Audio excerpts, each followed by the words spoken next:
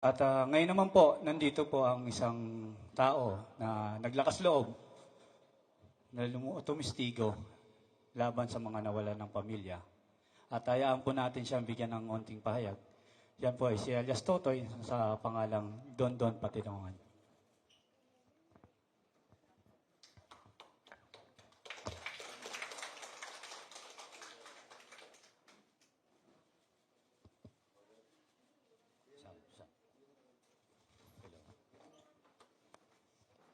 Hello. Magandang umaga sa lahat. Una, nagpasalamat ako sa Panginoon na hanggang ngayon, buhay pa ako.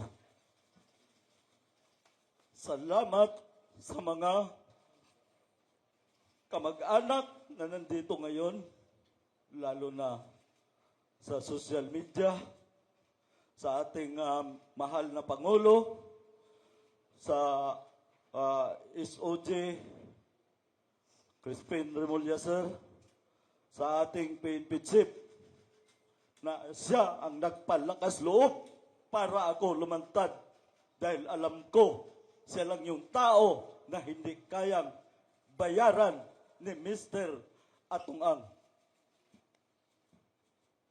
Una, hindi hihingi ako sa inyo ng pasensya at hindi ako magtagal dito dahil alam ko ang mga demonyo katulad ni Mr. Atung-ang, may mga tao na siyang pinapasundan ako.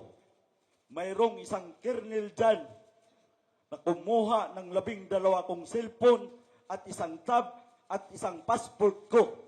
Mamaya ko sasabihin ang pangalan pag nakapag-file na ako. Ito lang masasabi ko sa iyo, Mr. Atung-ang. Hindi mo ako kayang bayaran ng pira mo.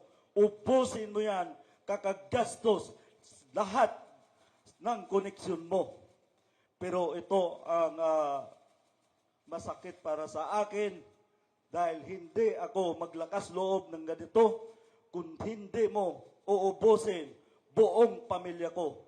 Pangalawa, ang mga taong umaasa sa akin para sa hustisya nila. Itong mga kamag-anak nitong missing sa Bungero. Sana doon sa Taalik may magpositive na kamag-anak nila para mabigyan na ng hustisya. Maraming salamat po at ulitin ko, magandang umaga sa inyong lahat. Katulad ng sinabi nyo, Nay, hanggang sa huli, hanggat hindi ako nila mapapatay, lalaban tayo. Hanapin natin ang katarungan. Yun lang po. Yan, First question.